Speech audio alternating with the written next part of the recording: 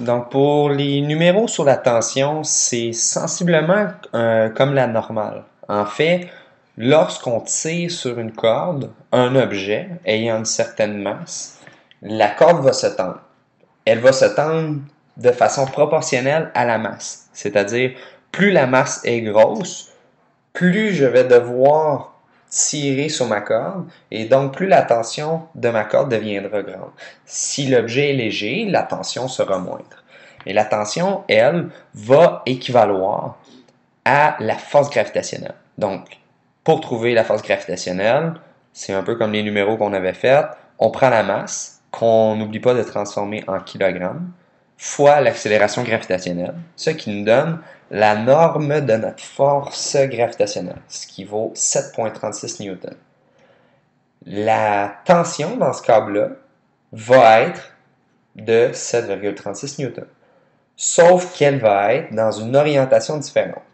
La force gravitationnelle, elle, est vers le bas, donc à 270 degrés, tandis que la tension dans ce câble-ci se trouve à 50 degrés, parce que si on a 50 degrés ici entre l'horizontale et mon câble, c'est la même chose que 50 degrés et l'horizontale ici. Donc cette partie-là vaut 50 degrés. Donc 180 degrés, qui est vers l'ouest, plus 50 degrés, ça nous donne 230. Donc le vecteur tension est de 7,36 newtons à 230 degrés. Si on vous demandait de trouver la tension dans ce câble-ci, évidemment, ça serait 7,36 newtons, mais à 90 degrés. Ici, on a le même numéro, la même masse. Par contre, au lieu de la tirer avec une poulie à 50 degrés, on la tire à deux poulies vers le bas. Et la tension dans chacun des câbles va valoir 7,36 newtons. Ce qui va changer, c'est l'orientation. Donc la tension dans ce câble-ci, c'est 7,36 à 270 degrés.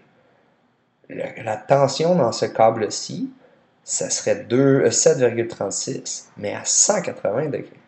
La tension dans ce câble-ci, ça sera encore une fois 7,36 newtons, mais à 90. Donc, la tension, lorsqu'on a une seule corde, ça va être toujours proportionnel à la force gravitationnelle. Ici, on a, au numéro 3, une cabane à oiseaux vide qui est suspendue à un arbre à l'aide d'une corde. On vous demande de représenter graphiquement les vecteurs force qui s'exercent sur la cabane. Évidemment, la cabane possède une masse et elle était tirée vers la Terre. Donc, il y a une force gravitationnelle vers le bas, d'une certaine grandeur. On ne sait pas la grandeur car on ne sait pas la masse de la cabane. La seule chose qu'on peut savoir, c'est que la tension qu'il va y avoir dans la corde va être de la même grandeur que la force gravitationnelle. Pourquoi? Mais parce que la cabane est immobile, elle est suspendue, elle est en équilibre. Il y a autant de force vers le bas qu'il y a de force vers le haut. Au numéro B, on vous dit, si la cabane a une masse de 500 grammes, calculez la tension. Ben, en fait, si on sait que la grandeur de la tension va être la même chose que la grandeur de la force gravitationnelle, on a juste à trouver la force gravitationnelle. Donc, Fg est égal à mg. On a m, qui est 500 grammes, qu'on n'oublie pas de transformer en kilogrammes, fois 9,81, ce qui nous donne 4,91 newtons. On sait que la tension va être égale à la force gravitationnelle, donc la norme va être la même. La seule chose qui va changer, c'est que la tension, elle, va être à 90 degrés, tandis que la force gravitationnelle va être à 270 degrés. Et là, on vous demande que deviendra la tension si si un oiseau s'installe dans la cabane. Ben, s'il y a un oiseau qui a une masse s'installe dans la cabane, ben, la masse totale va être plus grande que 500 grammes. On ne sait pas combien, là. Ça dépend de la masse de l'oiseau. Prenons par exemple que l'oiseau il pèse 50 grammes, ben, la masse va devenir de 550 grammes. Donc, la force gravitationnelle va augmenter. Ainsi, la force de tension va augmenter. Ici, on a un pendule simple. Okay? Ça consiste en un petit objet qui va bouger de gauche à droite. Okay? Et la boule a une certaine masse et est reliée au plafond par une corde. Lorsqu'on l'écarte de sa position d'équilibre, c'est-à-dire vers le bas, comme ça ici, et qu'on le relâche, l'objet va osciller de gauche à droite. On vous demande de représenter graphiquement les forces qui s'exercent sur l'objet. Évidemment, l'objet, en tout point, va vouloir être attiré par la Terre, qui est en dessous. Donc, dans les trois graphiques, les trois situations, on va avoir une force gravitationnelle vers le bas et qui va toujours être de la même grandeur. Parce qu'à ce moment-là, la masse de l'objet est la même que là. La masse, elle, ne change pas lors des oscillations. La tension, elle, va changer. C'est la tension qui va changer. La tension, elle, c'est une réaction qui va contrer la force gravitationnelle. Donc, il va y avoir une tension dans le câble vers le haut ici. Donc, à ce moment-là, la somme des forces en X est nulle et la somme des forces en Y est nulle. Donc, il n'y a pas de mouvement. Ici, okay, la tension est vers la droite, en diagonale ici. Donc, la somme des forces en Y n'est pas nulle. Il y a une force vers le bas. Cette petite partie-là est plus petite que celle-là. Donc, qu'est-ce qui va se passer? L'objet va redescendre. Et il va y avoir une somme des forces vers la droite. Donc, l'objet va vouloir redescendre et se tasser vers la droite.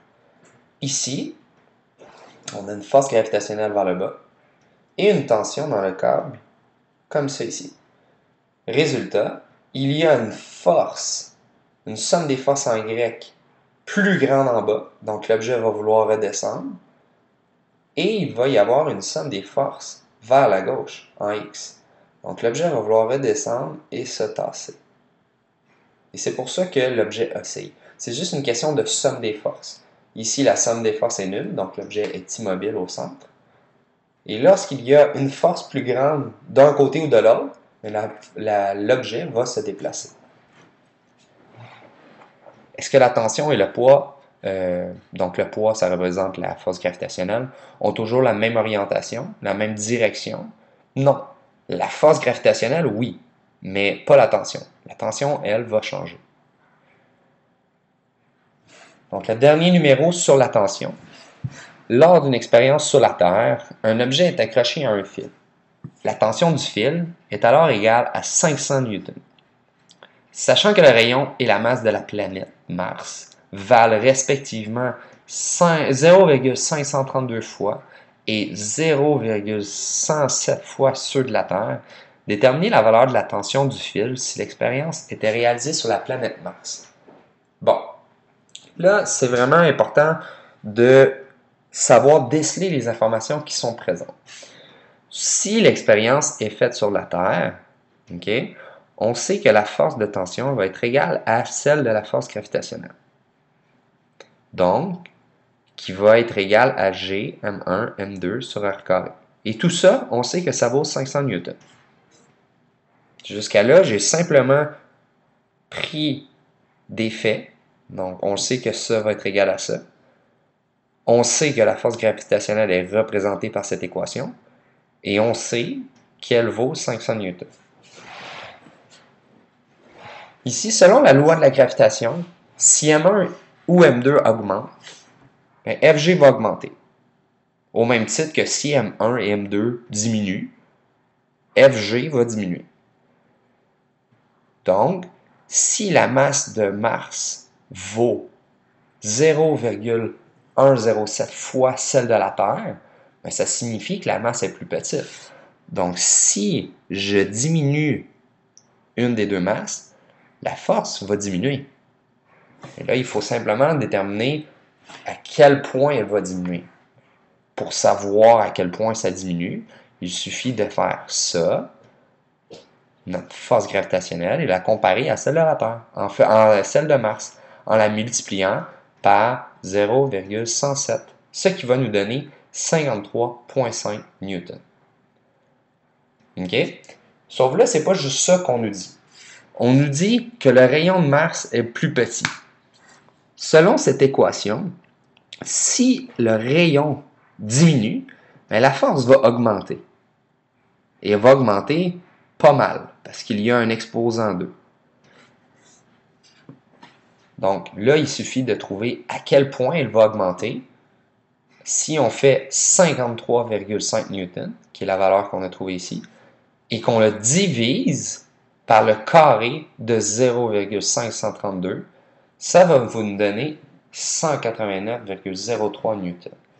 Donc, si l'expérience était faite sur Mars, on n'obtiendrait pas une tension de 500 newtons, mais bien de 189,03 newtons. Donc, plus petite. Ce qui est en lien, okay, on peut comparer avec ça ici, on voit que tout est plus petit, on s'attendait à une réponse plus petite et on obtient une réponse plus petite.